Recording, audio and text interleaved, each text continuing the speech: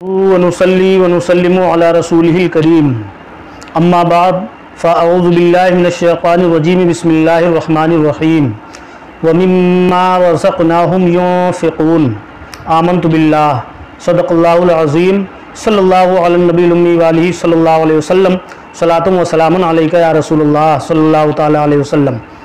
हज़रात गिरामी, आज मैं थोड़ा सा वक्त जो आपका लूँगा वो ज़कात के ताल्लुक़ से कुछ मसले, कुछ अहादीस आप तक पहुँचाने की कोशिश करूँगा। आजकल लोग ज़कात देने से गुरेज़ करते हैं और बाज़ लोगों का तो ये हाल है कि बड़ी बड़ी दुकानें हैं, अच्छे इनकम हैं और अच्छे पैसा वाले हैं, अच्छी प्रॉपर्टी वाले हैं, उसके बावजूद भी वो लोग ज़कात निकालने में बुखल से काम लेते हैं, यानी कंजूसी करते हैं। उलमा पहुँचते हैं, मदारिस के मुदर्रिसीन पहुँचते हैं, 1000 दे दिया, 500 दे दिया, बस ऐसे ही कहते हैं मैंने दे दिया, बहुत लोग आएंगे, अभी बहुत लोगों को देना है। हालांकि ज़कात निकालने का तरीक़ा ये नहीं है। ज़कात निकालने का तरीक़ा ये है कि ज़कात माल को जोड़ लिया जाए।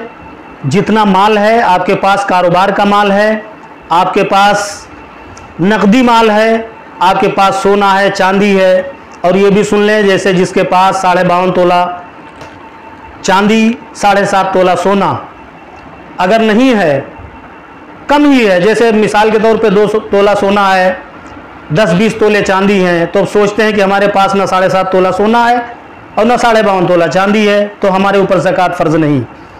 आप गौर करें, अगर आपके पास कुछ भी सोना चांदी नहीं है, एक हब्बा नहीं है, और आपके पास अगर 52.5 तोला चांदी खरीदने भर का अगर रकम है, पैसा है, नकदी है, कारोबार है, कारोबार में माल है, आपकी दुकान में माल है, तो आपके ऊपर ज़कात फ़र्ज़ है।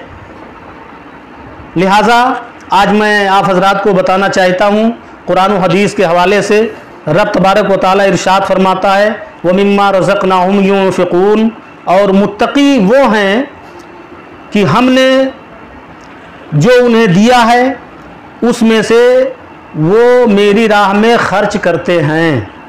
हमने जो उन्हें दिया है उसमें से हमारी राह में खर्च करते हैं। अल्लाह तबारक व तआला आगे इरशाद फरमाता है खुज़ मिन अमवालिहिम सदक़तन तुतहिरुहुम व तुज़क्कीहिम बिहा, उनके मालों में से सदका लो, उसकी वजह से उन्हें पाक और सुथरा बना दो। और दूसरी जगह इरशाद फरमाता है वल्लज़ीना हुम लिज़्ज़काति फ़ाइलून, और फलाह पाते हैं वो जो ज़कात अदा करते हैं। और इरशाद फरमाता है वमा अनफ़क़्तुम मिन शैइन फ़हुव युख़्लिफ़ुहु व हुव ख़ैरुर राज़िक़ीन, और जो कुछ तुम खर्च करोगे अल्लाह ताला उसकी जगह और देगा, और बेहतर रोज़ी देने वाला वही है। अल्लाह तबारक व तआला ने कुरान मुक़द्दस में इरशाद फरमा दिया कि ज़कात अदा करो, ज़कात देने वाले फलाह याफ्ता हैं, फलाह पाते हैं, ज़कात देने से माल पाक व सुथरा होता है। ये चंद आयतें कुरान मुक़द्दस की सुना दी, और बहुत सारी आयतें हैं कुरान मुक़द्दस की। बाज़ लोग ऐसे भी होंगे कि इस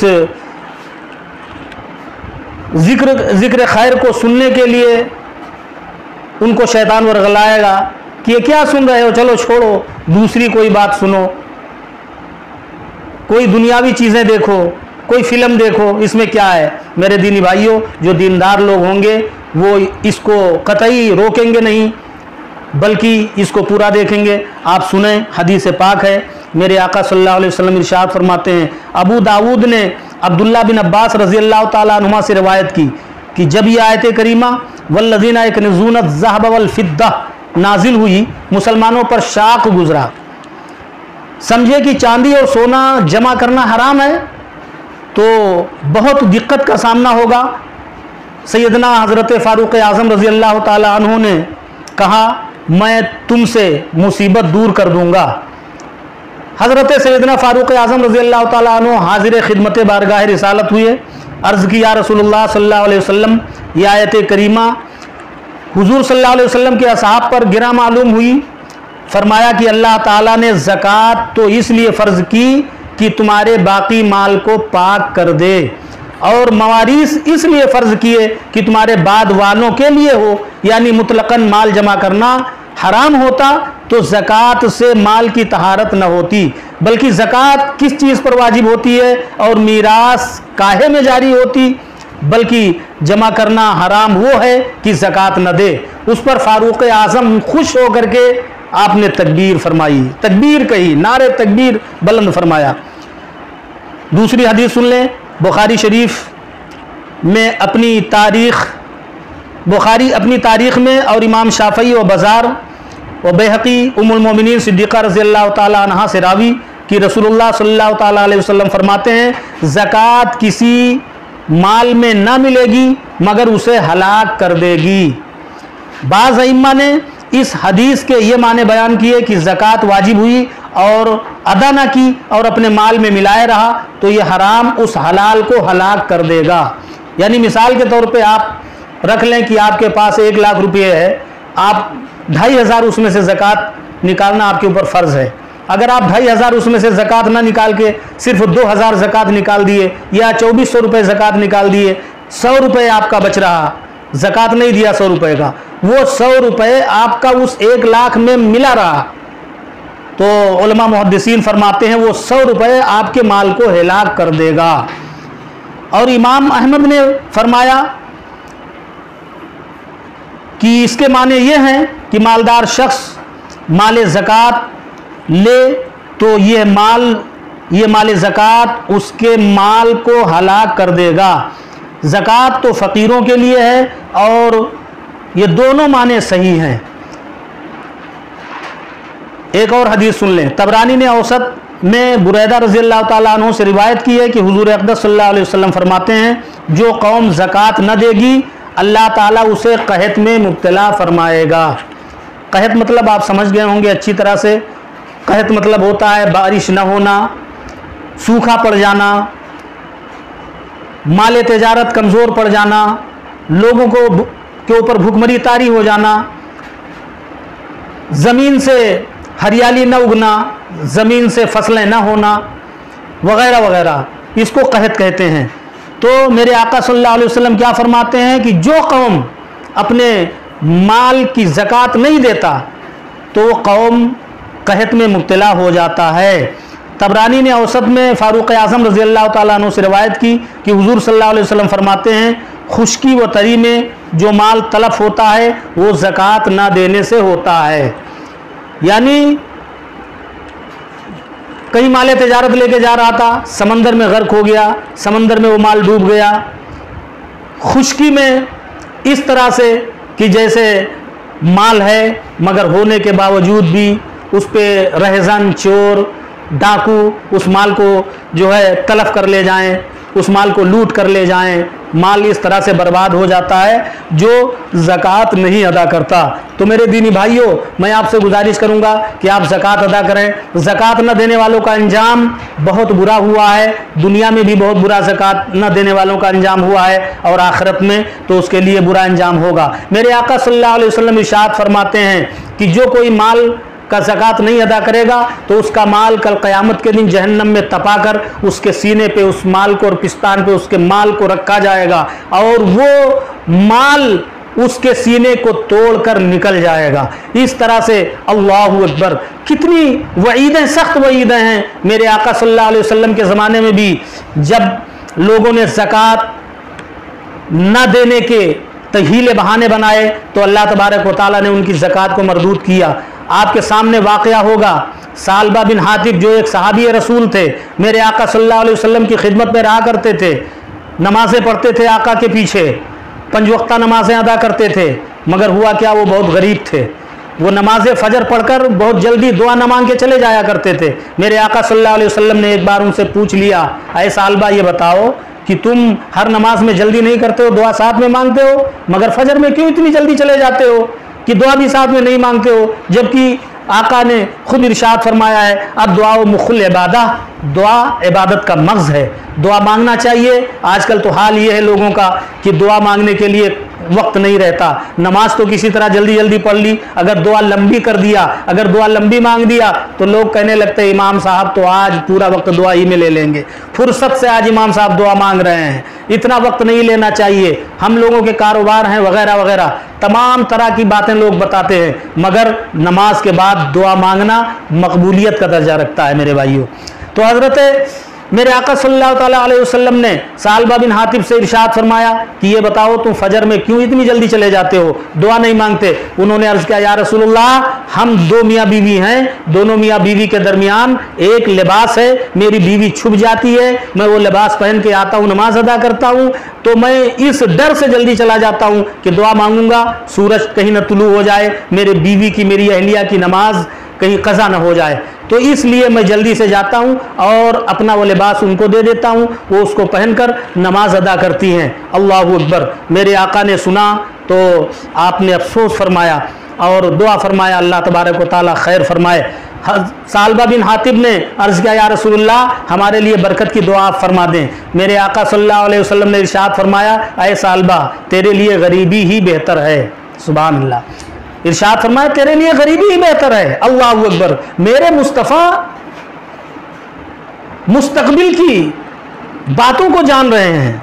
आजकल लोग कहते हैं कि मुस्तफ़ा को इल्म की क्या खबर, उनको तो पीठ के पीछे की खबर नहीं, माज़ अल्लाह। मगर देखो, सालबा ने जब कहा, या रसूलल्लाह, मेरे लिए दुआए खैर फरमा दें, बरकत की दुआ फरमा दें, तो मेरे आका ने इरशाद फरमाया, सालबा, तेरे लिए गरीबी ही बेहतर है। मगर सालबा जिद पे अड़ गए और कहने लगे, या रसूलुल्लाह, मैं बहुत गरीब हूँ, बहुत तंगदस्त हूँ, मेरे लिए बरकत की दुआ फरमा दें। मेरे आका सल्लल्लाहु अलैहि वसल्लम ने जब देखा कि सालबा बार बार इसरार कर रहा है, तो आका ने फरमाया, ठीक है सालबा, जा, तेरे लिए दुआ करता हूँ, तू बता तुझे मवेशियों में कौन से जानवर पसंद हैं। सालबा ने कहा, बकरियां पसंद हैं। मेरे आका ने हाथ उठा के दुआ फरमा दिया, अय अल्लाह, सालबा की बकरियों में बरकत दे दे।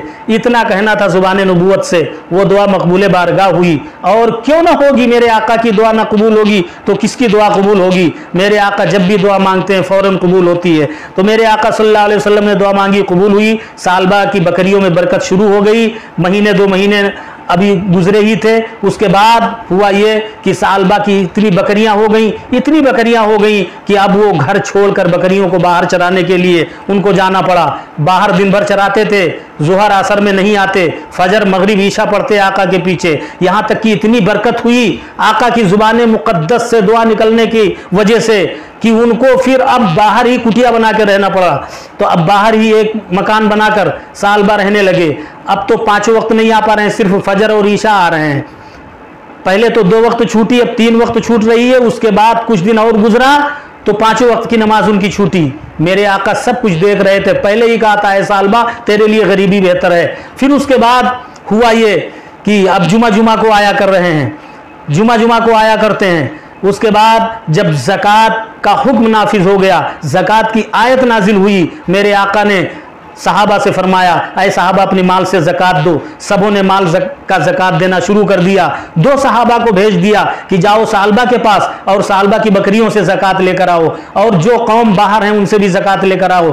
अब वो 2 लोग जब गए, 2 सहाबी रसूल गए, जब और कौम के पास और लोगों के पास जब पहुँचे तो उन्होंने अपनी अपनी ज़कात को निकाल कर दे दिया। मगर सालबा ने देखा कि बहुत सारी बकरियाँ हैं, बहुत सारी बकरियाँ हैं, और इनमें 40 में 1 देना पड़ेगा, ये तो बहुत सारी बकरियाँ निकल जाएंगी।